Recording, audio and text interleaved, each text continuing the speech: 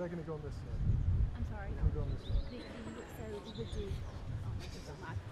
So we would do like we call it a T. And so UK would get center of your prime minister, and then we would get center of our president. So like this would be the line, and it would be a US photographer where you guys are, and then UK photographers over here. So you're like the center, and everybody UK can be on your side, but then where you are would be a US photographer. I'm getting out of the shot.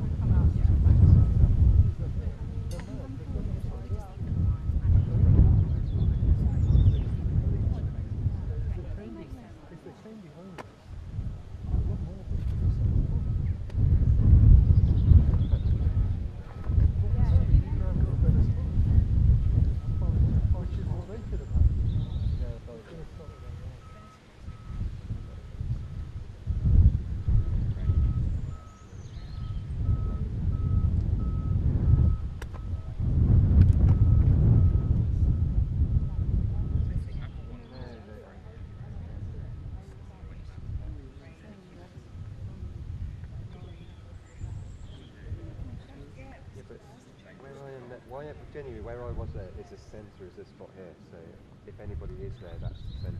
They're going to want to get right where you are, because that would be like, not to get in front of the cameras, that would be the center, you would be the center line. So a US photographer is going to need to get right here, and then US is going to need to have this space right here, so we just need to move you. Yes. But like y'all said earlier, with the levels, you'll have plenty of space right here on the level. If you're on the ground and she's on a stool, you'll have plenty of space there, and then we can share. Why can't we do the opposite with that? We just need to have a T here, and UK on this side and US on this side. It does make sense for countries to split Yes. the full thing. Because otherwise everyone's staggered far deep to the left. It is what they're sitting down, what we've done in every country, but right here at this moment is we've done a T, and the one side gets a direct shot of their principal, and we get a direct shot of our principal. So you would be who we would put rope and stanchion right here to block, and to have all UK media on this side and all US on this side. So you would essentially be our marker. So all here, so where you are over is US. So you're the only person I need to know. But like, Or literally, if y'all would just all take like two scoots this way. Okay. It doesn't make any sense. It's worked in every other country. Take a stool and sit next to Neil. You'll be in exactly the same position. Yeah, and then a person can sit on the ground right where you are. It just doesn't make any sense. That's what we've done everywhere all over the world. I just did in Abu Dhabi, and it works beautifully. Sit on this, Yeah. and then somebody go in front of you. You're going to sit. That's perfect. That's perfect. But if we can leave this open for US photographers, and then all this right here, and then we'll share, and they'll all be happy. Because they'll come in here and go, oh, What will they say again? they'll go, oh. I'll do it one more time. They'll be like, oh, I'm so bad. I think we're getting good. Can we drop them now? Yeah, we've dropped it at Freddie's first. Well, 500 minutes.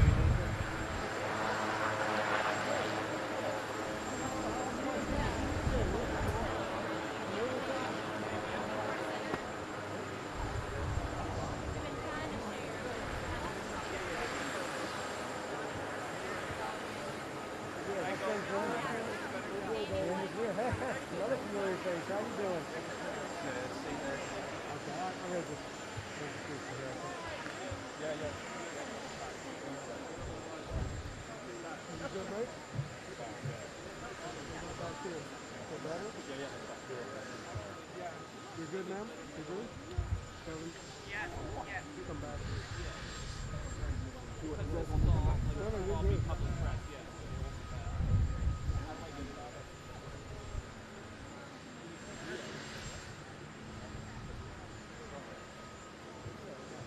I'm trying not to go to the store.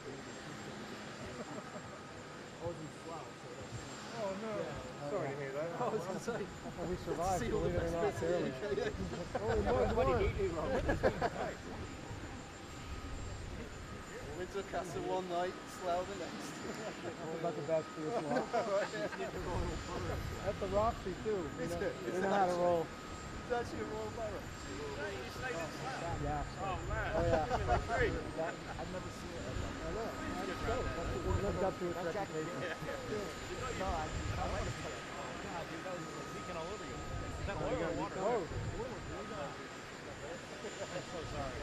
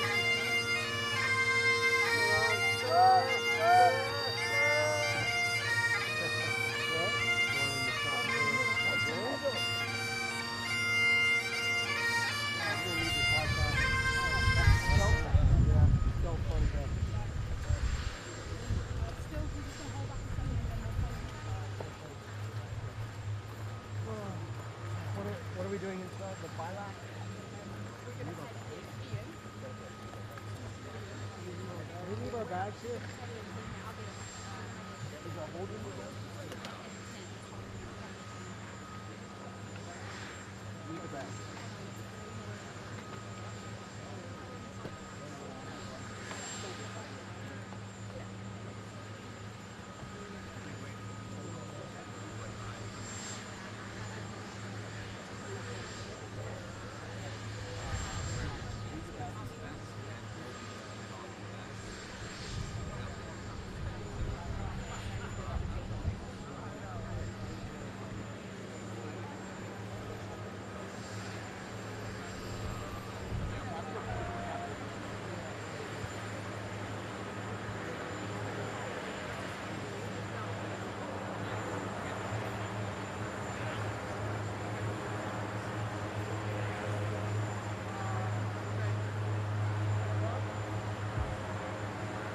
You've got to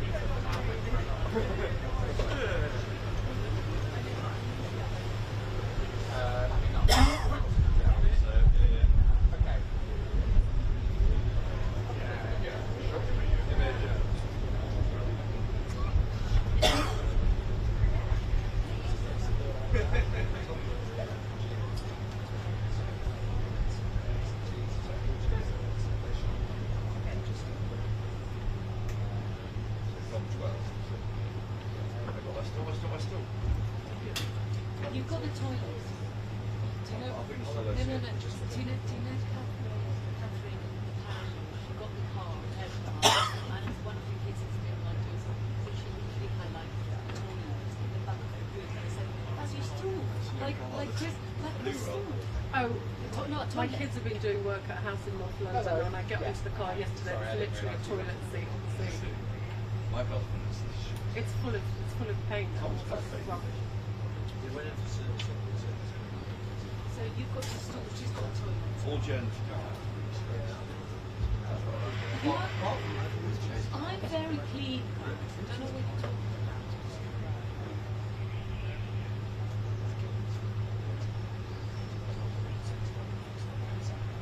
Yes, the bagpipers have been here, the big cars, now the meeting and a lunch with US investors too. Following that will be a potentially rather awkward press conference.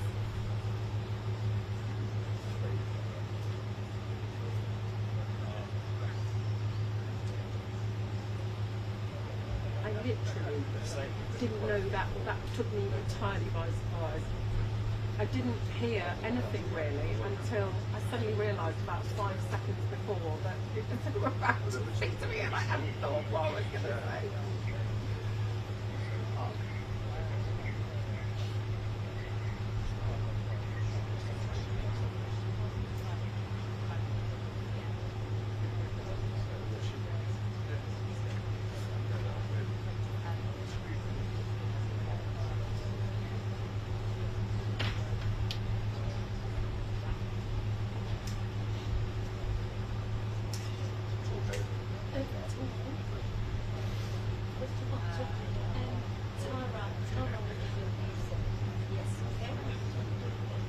No, in terms of like clothes. No.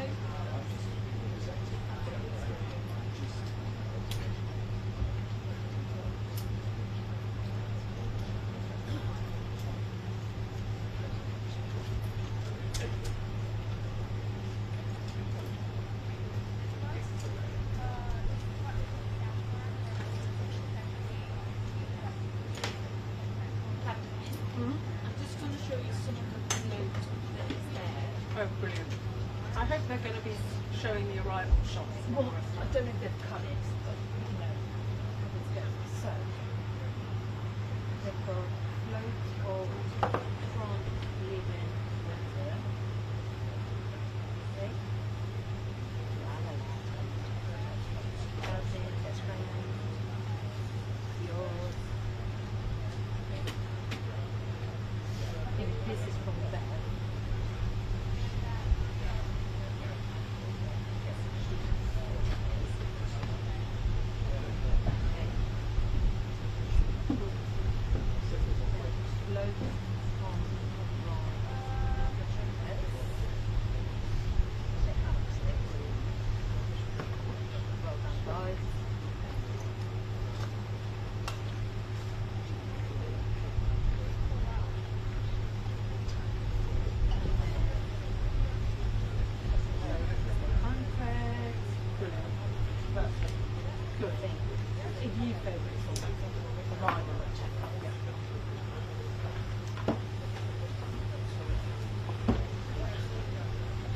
These came as a terrible shock. I don't know what I was doing. I wasn't registering that they were. Lawrence and Brian, great to be with all of you.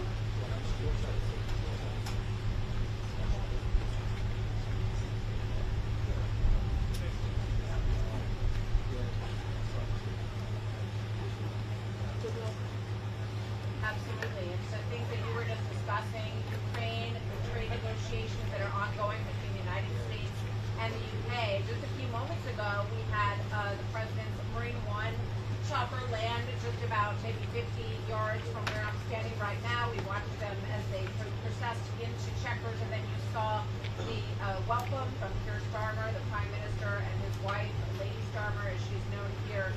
This was just a few feet behind where we're standing right now. But I think you touched on some of the most important issues.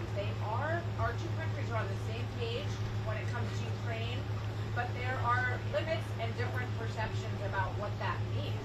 And I think that you've heard President Trump in recent days talking about what he wants to see. He wants a bigger commitment to nuclear energy. He would like to see, I thought one of the most interesting Truth Social posts of the last few days was that everyone's asking, why are you putting a 50% tariff on India because they're buying Russian oil and not China? That question to our president. So he sort of turned that around and said, why don't all the countries in the EU and NATO put 50 to 100% tariffs on China?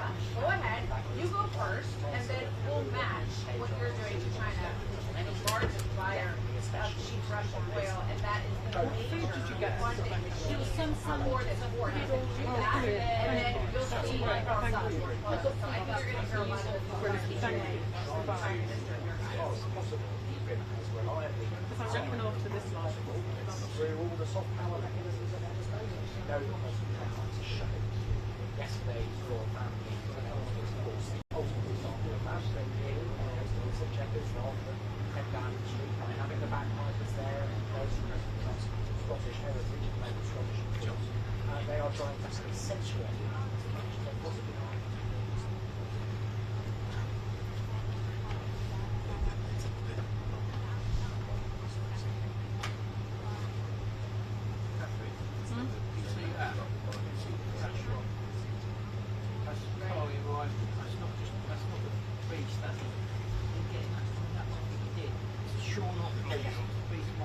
So what they came to in the spring was, and it was the first trade agreement after President Trump was out. So that's the thing that we don't know about what they came up with in the spring was the first framework for trade. And there are components of that that are in place. But it's not a codified breakdown of the framework. So there are still areas of the basic the tariff on steel and aluminum go to zero. But as Jackie said a few weeks ago, what we're learning is that idea has been shelved. do you think that's the one he got out? That what we're seeing is President Trump actually let's do deals, let's build nuclear power, let's get you invested in a lot of American equipment and technology, and we're going on both sides. He doesn't show any signs that they're just about to start talking of taking that down to zero. So what we heard was the next level of negotiation for Prime Minister Starmer. Okay, can you promise that it will lock in those 5% deal and never go higher? He doesn't want that deal to be held over his head for other parts of the negotiation. And that's just where it comes out. It's about to start talking. Okay. So this is just a box after the Yeah, exactly. This is more of the Range Rover, the Chevrolet. Important thing that they can do from their positions in government is to try to, as far as possible, influence the US president on all manner of issues. I think you should have saluted. I lost my journalism. I literally lost it. It's the first time ever that I've been actually started on issues. Well, I never. Not as far as I'm aware today specifically, although that's obviously. I mean, I'm just thinking of the moment when Zelensky blew up after the Oval Office, and the next day, Starmer welcomed Zelensky. So keep the camera nice. There are pretty strong nuances, I would say. That's not an oxymoron in terms of the way that we view the Ukraine situation. And what we've heard out of President Trump in the past few days was, this is going to have to All right, I can hear it. It's just so much background noise. days after this meeting. But I think that what you're seeing is continued security guarantee for the United States that's the latest word is $75 million in the middle of the Ukraine. Other elements that the United States has indicated that they're open to. The president said in August, perhaps we would help out in the air, over the area, whether it's Ukraine or Poland. And you guys referenced this earlier. The RAF jets have been signed off on by Starmer to help protect Poland. So these are really big issues. What does that mean in terms of our presence in the air? How much are we going to help? And I think the bottom line is, what does he think Putin is up to here? Is this, as some have said, sort of a last gasp as he tries to fly drones into Poland and also some incursion in Romania? Or is he just firing up for a bigger push? So I think that's definitely the meat of what they're going to talk about today.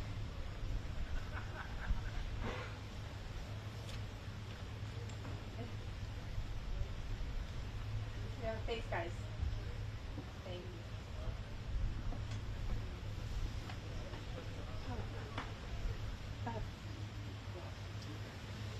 Yeah, it's a really good question. I don't think we know yet. Great to see you guys. It's actually last First time I got up before you guys in the morning. on that visit to Londres in Scotland, where it broke very shortly after. See you later. Literally mid-air across the Atlantic, that the UK was planning to do this around about now. Thank you guys. Yes, I saw Bev running up. She got off one of the helicopters. She ran past us a few minutes ahead of the president. So, as you will have seen in the last 20 minutes or so, the US president landed his helicopter here at Chequers, one of 4 helicopters that came in convoy just down there. He got out, got into a huge, a very grand car that then drove up here. All the press lined up along the side here. He waved at us, looked very happy indeed to be here, and then went through that gate behind me. Oh, you can see Bev coming out now. That's the president's car. Hi, Bev! And then we had bagpipers, and he was greeted by the Prime Minister and Lady Starmer. There were marching soldiers. Of course, the Prime Minister can't really compete with the royal family in terms of pomp and pageantry, but still, they are pulling out all the stops here. And the hope is, of course, that having given Donald Trump such an incredible day at Windsor, he said that it was one of the highest honours of his life. The hope is, of course, that he will be even more kindly disposed towards Britain than he already is, because there are serious discussions happening here this afternoon. So first of all, he's going to be showing, the Prime Minister will show the President the Winston Churchill archives here. Later there will be a display by the Red Devils, that's the parachute regiment display team.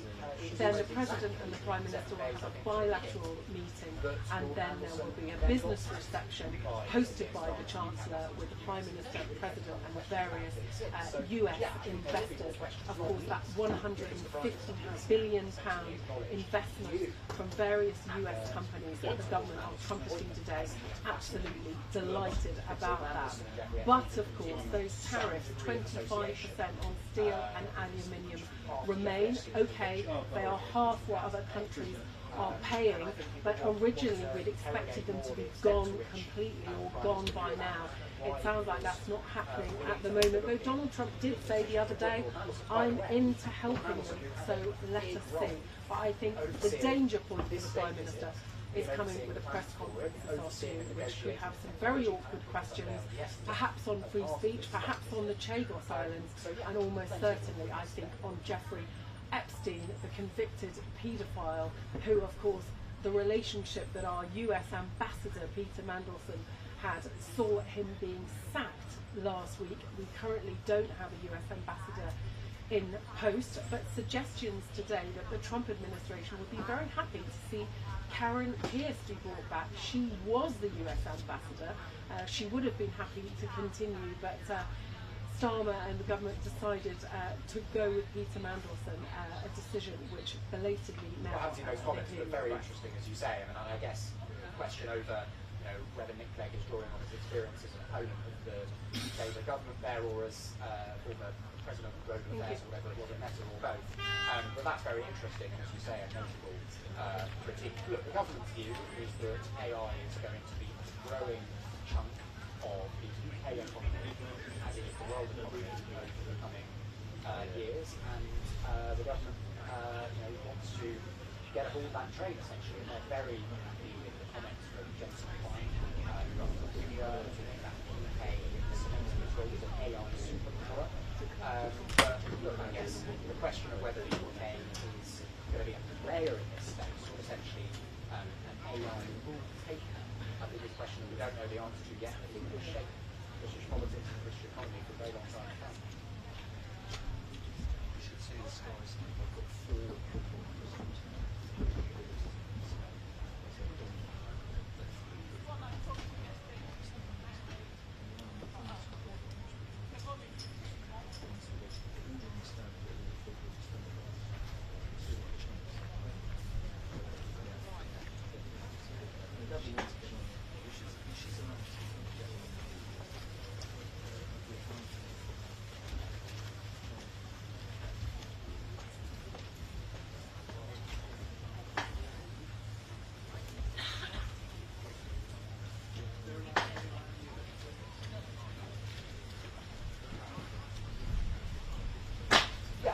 exactly, that is the argument being made by the government, and we don't need to rehearse now all the ways in which the government is in trouble politically, but clearly, speaking as I do to people at the top of government, they believe that the biggest possible solution to their political difficulties is to find a way to deal with the UK's long-standing economic difficulties. The budget, which Rachel Reid, the Chancellor, who's here today, will deliver in the next, I think it's 8 or 9 weeks, towards the end of November, is going to be a massive moment, the biggest moment, not just economically, but politically, for this government so far. And the choices that she makes will shape the politics, I think, for the period between now and the next general election. And so, of course, this government is going to grasp at any possible way, find a way to grow the UK economy that it can fund.